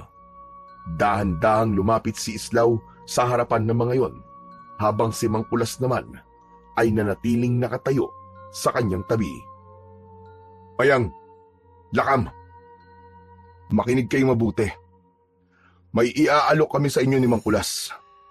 Isang bagay na sigurado ko magugustuhan nyo at hindi nyo matatanggihan. Kung gagawin nyong ipapagawa namin, ang kapalit ay ang inyong panghabang buhay na kalayaan. Nagliwanag ang mukha ni Mayang sa narinig. Ano ka mo? Kalayaan? Mukhang maganda yan ah. Ano bang ipapagawa niyo sa amin, Islaw? Huwag ka magpalin lang, Mayang. Sigurado kung hindi natin sila mapagkakatiwalaan. Malamang, isa lang itong paraan nila. Nalinlangin tayo. Hayaan mo muna magsalita si Islaw, Lakam. Pakinggan mo muna siya bago ka magsalita ng kung ano-ano. Huminga ng malalim si Islaw bago nagpatuloy sa pagsasalita. Ang totoo niyan, kailangan namin kayo. Gusto naming tulungan niyo kami ni Mangkulas sa laban namin kay Lumad. Naniniwala ako na kung pagsasamahin natin ang ating lakas at kakayahan, magagawa nating talunin si Lumad. Mukhang tinanggap mo na, Islaw, na hindi mo kaya si Lumad. Kaya kahit sa kauri niya, ay napipilitan ka ng humingi ng tulong. Oo, tama ka. Inaamin kong hindi ko nga kayang talunin si Lumad na mag-isa. At hindi ako nahihiya sa pag-amin ng aking kahinaan. At wala ring masama sa paghingi ko ng tulong sa iba, Lakam. Napatingin si Mayang kay Islaw at tila nabighani sa tapang niyang aminin ang katotohanan na meron din siyang kahinaan. Napangiti ito at tumango. Payag ako. Tutulungan kita, Islaw. Ihibang ka na ba, Mayang? Siguradong papatayin ka ni Lumad. Oo, malakas tayo. Pero mas malakas si Lumad. Kakaiba siya. Paano kung hindi? Paano kung manalo tayo? 3 tayo. Laban sa isa. Malaki ang posibilidad na manalo tayo, Lakam. Matagal ko lang gustong makalaya at mabuhay nang wala sa loob ng rehas. Alam kong ganun din ang gusto mo, Lakam. Lumalim ang katahimikan sa pagitan nilang apat. Kitang-kita ni Islaw ang pag-aalinlangan sa mukha ni Lakam. Matagal na hindi nagsalita si Lakam na parang pinag-iisipan pa nito ng gusto ang magiging desisyon niya. Makalipas ang mahabang sandali, ay marahan ding tumango si Lakam. Sige. Bumapayag na ako. Labis na natuwa si Islaw sa sagot ni Lakam. Maraming salamat sa inyo, Mayang. Lakam, kapag nagtagumpay tayo sa laban kay Lumad, makakaasa kayong hindi ko sisirain ang aking salita. Makakalaya na kayo. Sa umagang yon ay isang kasunduan ang nabuo sa pagitan nina Islaw at nina Mayang at Lakam. Isa yung mapanganib na plano, ngunit wala ng ibang pagpipilian pa si Islaw kung hindi ang humingi ng tulong sa mga nilalang na dati niyang nakalaban. Nang masiguro nina Islaw at Mangkulas na payag na sina Mayang at Lakam sa plano nila, ay inilabas ni Mangkulas ang 2 kwintas na agimat. Ang palawit nun ay yari sa batong itim na ang nasa gitna ay may bahid na pula. Pinagmasdan yun ni Mayang at Lakam na may halong pagtataka at pagdududa. Bago namin kayo palayain, susutan muna namin kayo ng mga agimat na to. Agimat? Para sa naman yan? Lumapit si Islaw kay Mayang at isinuot niya rito ang unang kwintas. Sunod naman niyang isinabit sa leeg ni Lakam ang isa pa. Hindi niyo pwedeng alisin ang agimat na yan. Kapag inalis niyo yan, mamamatay kayo. At kung gagawa kayo ng kahit na anong bagay na hindi ko magugustuhan, isang ritual lang ang kailangan kong gawin at mamamatay rin kayo. Grabe, masyado ka namang sigurista, Islaw. Wala ka bang tiwala sa amin ni Mayang at kailangan mo pa kaming suotan ng ganitong klase ng agimat? Hindi natinag si Islaw sa sinabi ni Lakam. Mas mabuti ng sigurado kaysa sa magsisi sa uli. Bumuntong hininga si Lakam, ngunit hindi na ito sumagot pa. Sa halip, tinignan nito ang agimat na nakasabit sa leeg nito na parang sinusuri nito yon. Samantala, si Mayang naman ay nakangiti lang na parang hindi alintana ang bantang dala ng kwintas. Maya-maya pa ay binuksan na ni Mangkulas ang kulungan ni Mayang at Lakan. Agad na lumabas si Mayang ng kulungan at para itong isang bata na tumakbo sa paligid. Dumipa pa ito at umikot habang nakatingala. Nang mahilo ito, ay natumba ito ng kusa at saka malakas na tumawa. Ay, grabe! Sa wakas, malaya na ako! Malaya na ako! Habang si Mayang ay tuwang-tuwa, nanatili namang nakatayo si Lakam sa labas ng kulungan nito. Matiim itong nakatingin kay Islaw. Tanong ko lang, kailan mo naman aalisin ang mga agimat na to sa amin ni Mayang? Sa oras na matalo na natin si Lumad, ako mismo mag-aalis yan sa inyo. Sa pagkakataon na yon, kahit paano ay nakaramdam na si Islaw ng konting pag-asa na matatalo na nila si Lumad. Ganun pa man, may kaba pa rin siyang nararamdaman, lalo na't mga aswang na kagaya ni Lumad ang makakatulong niya sa misyon na yon. Agad na sinimulan ni na Islaw, Mayang at Lakam ang kanilang mahigpit na pagsasanay bilang paghahanda sa pagharap nila kay Lumad. Sa umaga, nagsasanay sila sa lakas at bilis, ngunit sa pagsapit ng gabi, doon lumilitaw ang tunay na kapangyarihan ni Lakam at Mayang. Sa ilalim ng maliwanag na buwan, isang malalim na dagundong ang bumalot sa paligid. Nakatingala si Lakam at hinihintay ang pagbagsak ng sinag ng buwan sa balat nito. Makalipas ang ilang sandali, ay nag-iba ang anyo ni Lakam. Ang balat nito ay naging kulay itim at ang kanyang katawan ay lumaki at naging matipuno, habang ang buhok nito ay humaba at naging kulay puti. Sa unang tingin pa lang ay alam na ni Islaw na ang matutulis na ngipin ni Lakam ay kayang pumunit ng laman at dumurog ng buto. Sa isang iglap, nawala si Lakam sa kanyang kinatatayuan. Napatingin si Islaw sa paligid at pilit niya itong hinahanap, hanggang sa may naramdaman na lang siyang hangin mula sa kanyang likuran. Bago pa makalingon si Islaw, ay malakas na sinuntok ni Lakam ang lupa na naging dahilan upang magkaroon ng konting pagyanig. Masyado ka mabagal, Islaw. Kung ako si Lumad, ay napaslang na kita sa isang atake lang.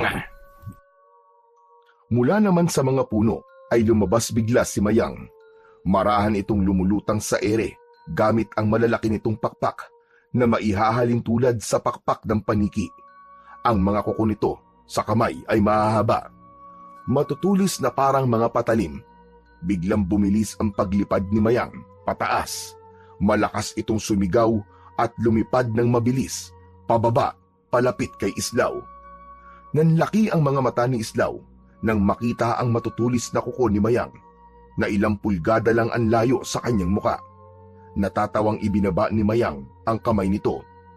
Sinubukan ni Islaw na atakihin si Mayang, pero bigla itong naglaho at nang muli niya itong nakita, ay isa na itong dambuhalang baboy ramo. Sa sobrang bilis ng pagbabagong anyo nito, ay hindi agad nakapag-isip si Islaw, kaya't naitulak siya nito ng malakas. Pagbagsak ni Islaw sa lupa, ay napahagik-gik si Mayang na bumalik sa pagiging bangkilan. Pasensya ka na, Islaw. Masyado lang ako nadala. Kasi matagal na akong hindi nakakalaban. Napakamot na lang ng ulo si Islaw habang tumatayo. Ayos lang. Natutuwa ako sa ipinapakita niyong lakas at kakayahan. Sa loob ng mga sumunod na araw, mas naging mahigpit ang pagsasanay ng tatlo. Sa gitna ng kagubatan sa isla, ay nag-ensayo si Lakam. Inatake nito ang malalaking puno gamit ang kamao nito na parang bakal sa tigas. Sa madamong bahagi ng isla naman, tinuruan ni Islaw si Mayang ng mas mabilis na paraan ng pag-atake gamit ang kanyang iba't ibang anyo. Sa mga bangin, sinubukan ni Mayang ang kanyang kakayahang lumipad at biglang pagsalakay mula sa taas, habang si Islaw ay iniiwasan yun gamit ang kanyang liksi.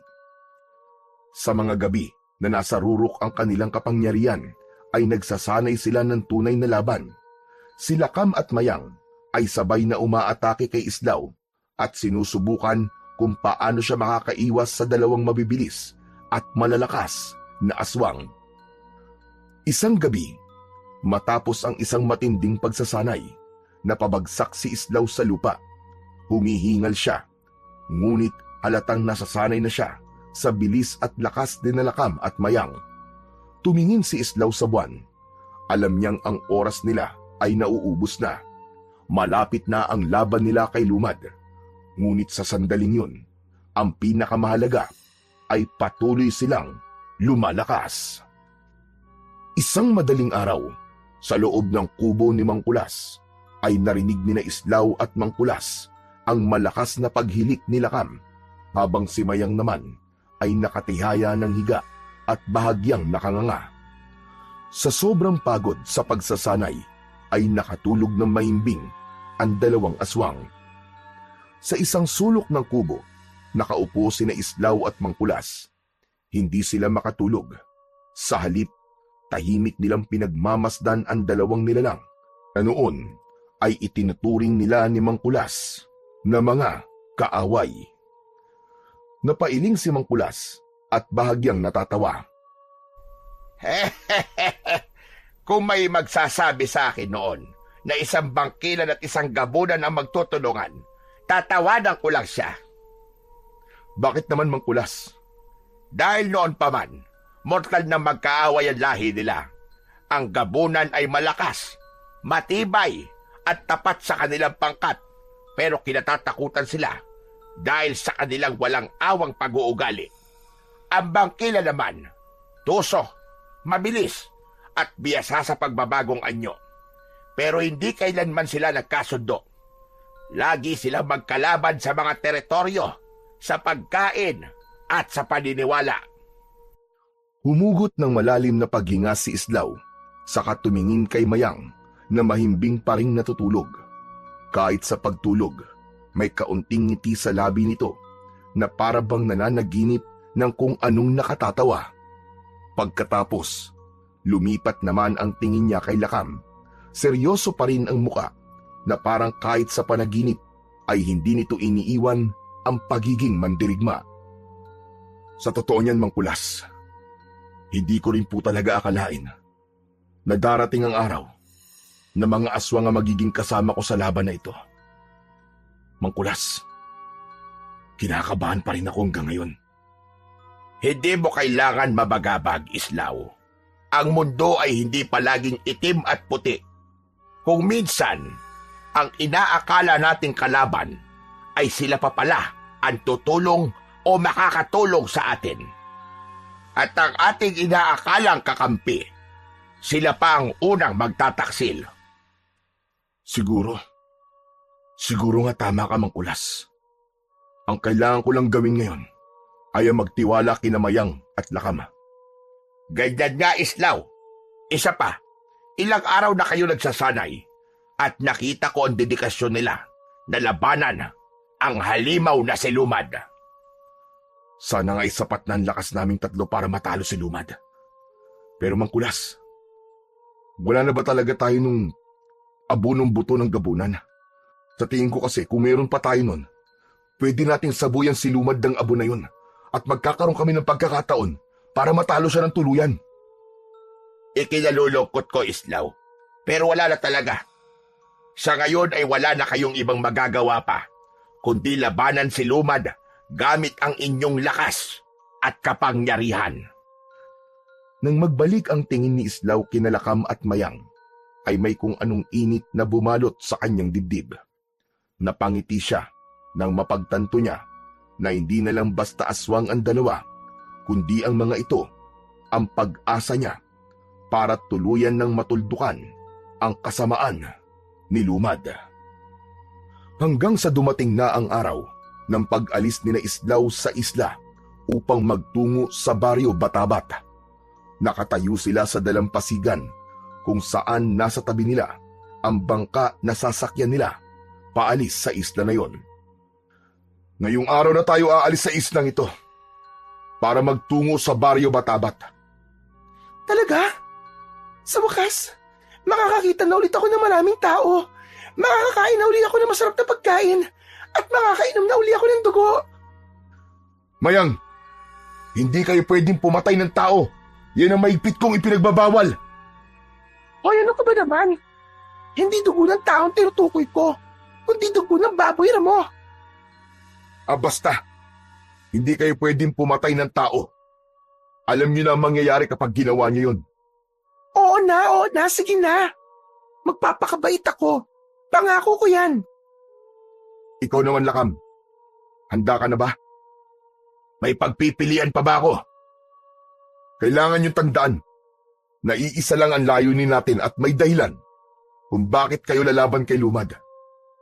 At yun ay para ipakita niyo na kaya niyong lumaban hindi lang para sa sarili niyong kalayaan, kundi para sa kalayaan ng mga tao sa takot na bumabalot sa kanila at sa kapakanan ng mas nakararami.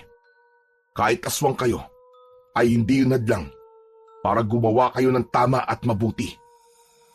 Na Islaw, tara na. Umalis na tayo sa islang ito. Ang dami mo pang sinasabi. Naglakad na sila sa bangka kung saan naghihintay si Mang Kulas. Dala nito ang isang lumang supot. Narito na ang ilang halamang gamot at langis. Alam kong hindi kayo basta-basta mapipinsala. Pero hindi masamang may dala kayong panggamot sa inyong mga sugat. Kinuha ni Islaw ang supot at tumango bilang pasasalamat sa matanda. Alam kong mahirap ang laban na kakaharapin nyo. Pero ito ang tatandaan nyo. Hindi kayo nag-iisa. May dahilan ang kalikasan kung bakit nagkatagpo-tagpo ang landas nyo. Magtiwala kayo sa isa't isa at palagi kayong magtulungan.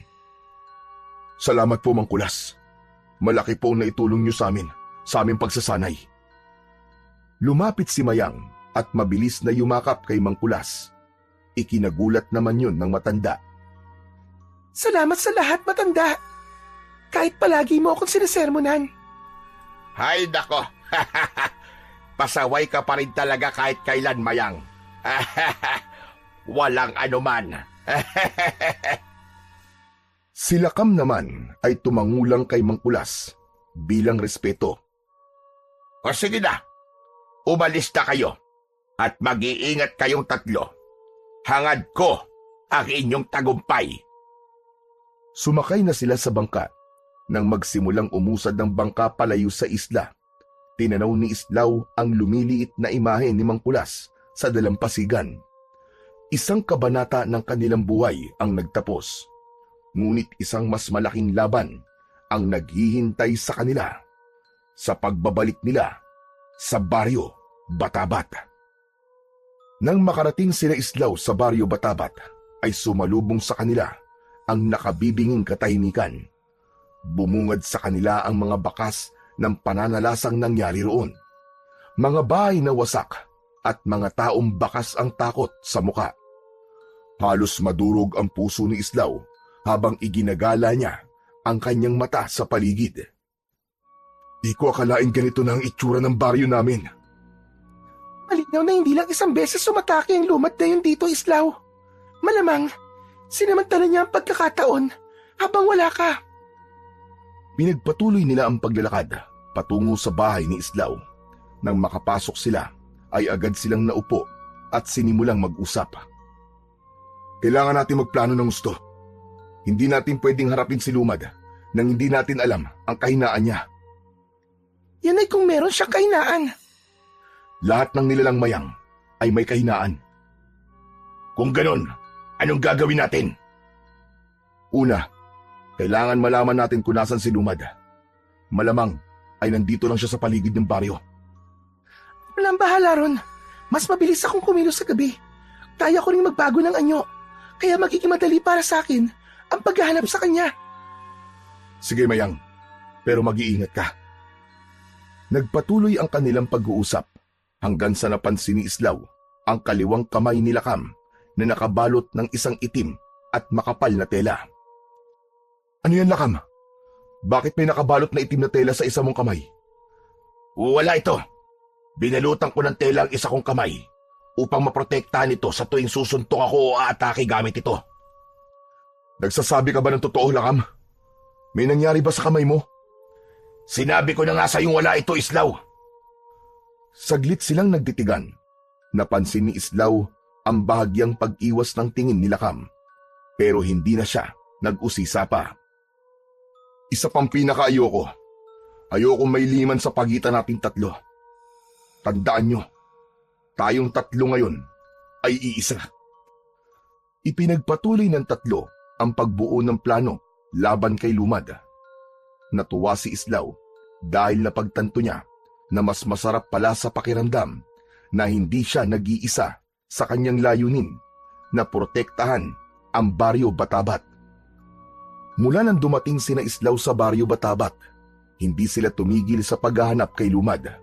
Tuwing gabi, nagroronda sina Islaw at Lakam sa bawat sulok ng baryo. Samantalang si Mayang naman ay nag-aanyo bilang dambuhalang ibon at lumilipad sa kalangitan upang magmasid-masid sa kagubatan at sa mga masukal na bahagi ng baryo. Ngunit sa tuwing bumabalik ito, lagi nitong sinasabi ang parehong bagay. Wala pa rin. Ni isang bakas ng kuta niya ay hindi ko matunton mula sa impapawid. Hindi kaya nagtatago siya sa isang lugar na hindi natin inaasahan? O kaya naman, naghihintay siya ng tamang oras para umatake? Sa pangatlong gabi, habang nasa loob sila ng kubo at naghahanda ng kanilang mga sandata, isang malakas na sigawan ang pumunit sa katahimikan ng gabi. Agad na napatingin sina Islaw sa isa't isa.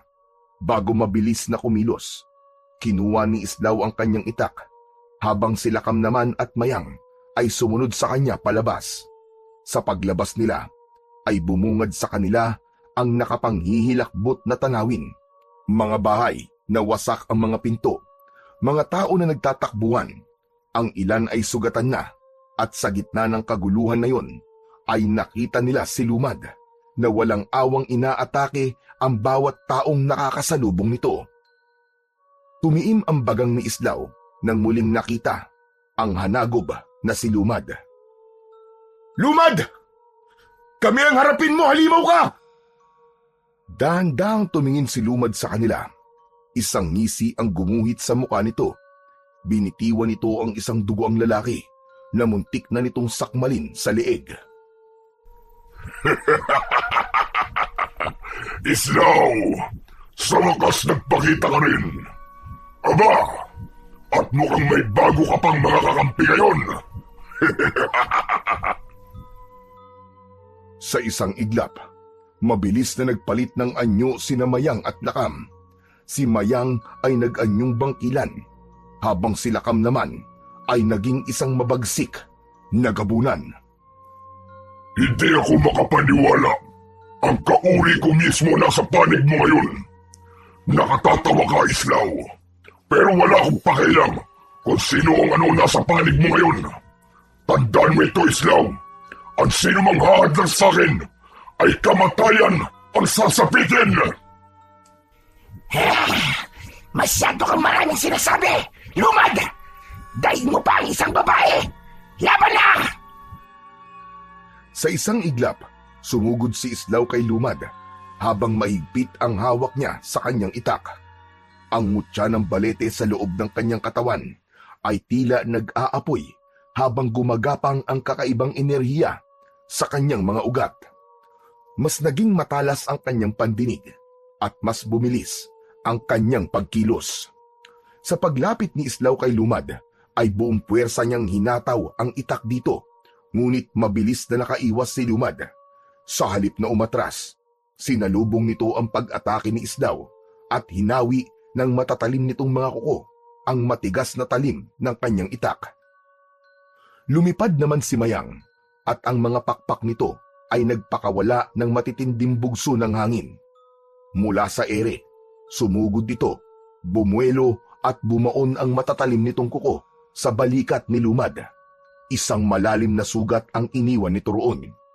Ngunit sa halip na manghina ay mabilis na sinunggaban ni Lumad si Mayang sa ere.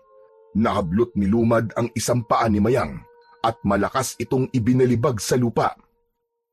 Habang abala si Lumad kay Mayang, lumitaw sa likuran nito si Lakam sa isang iglap. Buong lakas nitong sinuntok ang hanagob sa likod na naging dahilan para muntik nang matumba si Lumad. Pinaulanan ni Lakam si Lumad ng mabibigat na suntok sa katawan, sa muka at sa tagiliran, gamit lamang ang isa nitong kamay. Parang bakal ang kamao ni Lakam. Bumagsak si Lumad, pero mabilis din itong bumangon na parang walang nangyari. Mabilis na inatake ni Lumad si Lakam at sumaksak ang matutulis nitong mga kuko sa tagiliran ni Lakam. Napangiwi si Lakam ng dahil sa sakit, ngunit imbis na umatras, hinablot nito si Lumad at sinakal gamit lamang ang isang kamay. Lakam! Hawakan mo siya! Huwag mo siyang pakakawalan! Gamit ang buong lakas, umakyat si Islaw sa isang puno at mula roon ay lumundag siya pababa. Itinutok niya ang itak sa leeg ni Lumad. Subalit sa huling sandali, Mabilis na umiwas si Lumad. Kasunod nun ay nagawa nitong saksakin si Lakam sa tiyan gamit ang matutulis nitong mga kuko. Hinagis nito palayo si Lakan. Nang bumagsak si Lakan sa lupa, sumugod ulit si Islaw kay Lumad. Ang mutya ng balete sa loob ng kanyang katawan ay mas lalong nagiinit. Ngunit sa kabila ng kanyang bilis, ay nagawa pa rin sabayan ni Lumad ang bawat galaw niya. Hindi nagtagal, isang mabilis na sipa mula kay Lumad ang sumalubong sa sikmura ni Islaw. Dahilan upang mapaatras siya. Sa isang iglap, isang matulis na kuko ang humiwa sa kanyang tagiliran. Duguan na si Islaw pero hindi siya pinanghinaan ng loob. Mula sa itaas, lumipad muli si Mayang. Mula roon, sumugod ito pababa papunta kay Lumad. Nakaumang ang matatalim nitong kuko. Muling nagpakita ng bangis si Lumad. Sinunggaban nito si Mayang sa leeg at sa isang iglap, inihagis nito si Mayang sa isang puno. Napasigaw si Mayang at nang bumagsak ito sa lupa, ay halos hindi na ito makagalaw. Sunod namang lumapit si Lakam kay Lumad. Kahit sugatan ito, ay hindi pa rin ito sumusuko. Muling sumugod si Lakam, ngunit dahil sa mga sugat nito, ay naging mas mabagal na ang pagkilos nito at sumalubong dito ang matatalim na kuko ni Lumad. Dumiretso yun sa dibdib ni Lakam. Muling bumagsak si Lakam. Gaya ni Lakam, sina Islaw at Mayang ay sugatan na rin at nakahandusay na sa lupa. Isang malakas at nakakalokong halakhak ang pinakawalan ni Lumad.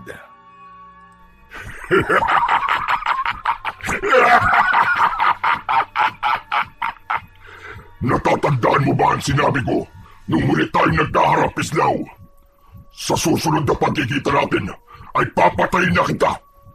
At ito na ang gabing yun, Islaw. Papatayin na kita. Tatanggalan ko na ng pag-asa ang bahay na ito na makakalaya pa sila sa mga kamay ko.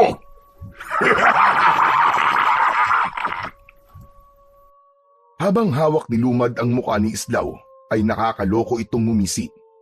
Itinaas nito ang isa nitong kamay at kahit paano ay tinanggap na ni Islaw na yun na ang katapusan niya. Ngunit bago pa siya mapaslang ni Lumad, ay biglang tumayo si Lakam sa kabila ng mga sugat nito. Inilabas nito ang isang supot at mabilis itong tumakbo patungo kay Lumad. Isinaboy ni Lakam sa mukha ni Lumad ang pulbos na laman ng supot. Tikman mo ang abo ng buto ng gabunan! Lumad! Agad na napasigaw si Lumad sa matinding sakit. Pumalahaw si Lumad at bumagsak sa lupa habang pilit na inaalis ang abo sa kanyang muka. Nangingisay ito sa sakit at halos hindi na makatayo. Doon napansin ni Islaw ang braso ni Lakam nang aksidenteng natanggal ang telang nakabalot sa isa nitong kamay. Laking gulat niya nang makita niyang putol na ang isang kamay nito. Lakam! Ano nangyari sa kamay mo? Pinutol mo ang kamay mo para lang makagawa ng abo mula sa buto ng gabunan? Mas mahalaga ang laban na to kaysa sa isang kamay ko, Islaw. Mamaya na tayo mag-usap. Tapusin na natin ang halagom na yan bago pa siya makabawi ng kanyang lakas. Sa sandaling yun, naramdaman ni Islaw ang muling pagsiklab ng apoy sa kanyang dibdib. Tama si Lakam, hindi yun ang oras para sa mga katanungan niya at hindi nila pwedeng sayangin ang pagsasakripisyo ni Lakam sa isa nitong kamay. Sa pagkakataon na yun, ay nagawa na ring tumayo ni Mayang. Nakatingin silang tatlo at sabay-sabay silang sumugod kay Lumad. Si Islaw ang unang umatake habang patuloy na pinalakas ng mutya ng balete ang kanyang katawan. Mabilis siyang sumugod kay Lumad at buong lakas niyang tinaga ang balikat nito. Bumaon ang itak sa laman nito at lumabas mula roon ang maitim na dugo. Sunod naman na umatake si Mayang. Muli itong lumipad ng mataas para bumuelo at saka ito bumulusok pababa. Malalim na bumaon ang matatalim nitong kuko sa likod ni Lumad. Pumalag si Lumad at pilit na dumipensa kahit nangihina na ito. Malakas na sinipa ni Lakam sa sikmura si Lumad na naging dahilan para mapahiga itong muli. Muling nagpakawala ng isang matinding pag-atake si Islaw Gamit ang kanyang itak, pinuntirya niya ang leeg ni Lumad. Paulit-ulit niya yung tinaga hanggang sa tuluyan nang humiwalay ang ulo ni Lumad sa katawan nito. Nang tuluyan na nilang napatay si Lumad, ay tahimik na nagkatinginan ang tatlo. Pare-pareho nilang ramdam ang sakit na mga sugat nila at ang bigat ng kanilang pinagdaanan. Hindi makapaniwala si Islaw na ang dating kinatatakutan na hanagob na si Lumad ay isa na lang masamang alaala sa lahat. Biglang nagtatatalon sa tuwa si Mayang. Umikot-ikot pa ito na parang isang bata. Yay! Nanalo tayo! Nanalo tayo! Patay na si Lumad! Ang galing-galing nating tatlo! Nagwagi tayo! Napailing na lang si Islaw sa inasal ng bangkilan, ngunit hindi niya napigilang mapangiti. Matapos yun, ay lumapit siya kay Lakam at tahimik na nakatingin sa walang buhay na katawan ni Lumad.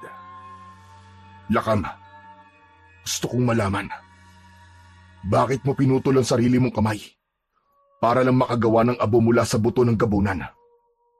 Nung isang gabi, nung akala nyo namang kulas na tulog na kami ni Mayang, ay narinig ko na pinag-usapan nyo tungkol sa abo mula sa buto ng gabunan at ang epekto nun kay Lumad. Kaya nagdesisyon ako na gumawa ng abo mula sa sarili kong buto. Salamat, Lakam.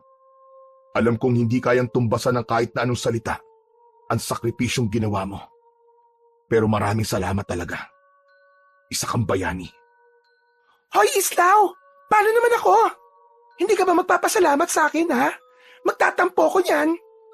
Aba, syempre naman nagpapasalamat din ako sa iyo, Mayang. Napakalaki rin na nagawa mo para manalo tayo sa laban na to. Pero dahil wala na si Lumad, panahon na para alisin ko ang agimat sa inyong dalawa. Lumapit si Islaw kay Mayang at nang akmang tatanggalin na niya ang agimat nito, ay bigla itong umatras na ipinagtaka naman ni Islaw. Bakit? May problema ba, Mayang? Wala. Nag-usap na kasi kami nila Kam tungkol dito. Napagkasunduan namin na wag nang alisin ang agimat na ito, Islaw. Masi Mayang, mas gusto naming dala ang agimat na ito habang buhay, Islaw. Nais naming mabuhay bilang mga aswang na hindi pumapatay ng mga tao. Kaya sa oras na pumatay kami ng tao, hahayaan namin na ritualan mo ang aming agimat para mamatay na kami. Napanganga si Islaw sa kanyang narinig. Hindi niya inasahan ang ganung mga salita mula sa dalawa. Pinagmasdan niya ang mga ito. Nakita niya ang determinasyong magbago sa mga muka ng mga yun. Kung yan ang desisyon niyo, irerespeto ko yan. Ngunit simula sa araw na ito, malaya na kayo. Mayang, Lakam, maraming salamat sa tulong na ibinigay niyo. Hindi lang sa akin, kundi maging sa buong baryo Batabat. Sa huling pagkakataon, ay nagpaalam na sina Mayang at Lakam kay Islaw. Hindi maintindihan ni Islaw pero nakaramdam siya ng lungkot habang pinagmamasdan niya ang papalayong bangkilan at gabunan. Marahil ay napalapit na rin siya sa dalawa sa ilang araw ng kanilang pagsasanay hanggang sa gabi na yon na nilabanan at tinalo nila si Lumad. Matapos yun ay nanumbalik na ang katahimikan sa buong baryo Batabat matapos ang pagkamatay ni Lumad. Unti-unti na rin bumalik ang tiwala ng mga tao kay Islaw. Paminsan-minsan, muling nagkikita sina Islaw, Mayang at Lakam, hindi bilang magkalaban, kundi bilang magkasangga. Kasama ni Islaw ang dalawa sa paghuli ng mga masasamang aswang upang ikulong sa isla ni Mang Kulas. Dahil sa pangyayari na yon, ay napagtanto ni Islaw na hindi lahat ng mga aswang ay kailangang patayin. May ilan sa mga ito na sa kabila ng kanilang madilim na nakaraan ay may kaya pa ring magbago basta't may tamang gagabay sa mga ito. Nalaman din niya na kahit ang pinakamatinding kaaway ay maaaring maging kakampi basta't pareho ang kanilang layunin. Sa pagsasama ng tatlo ay muling pinatunayan na kahit kailan ay hindi magtatagumpay ang kasamaan. Laban sa kabutihan.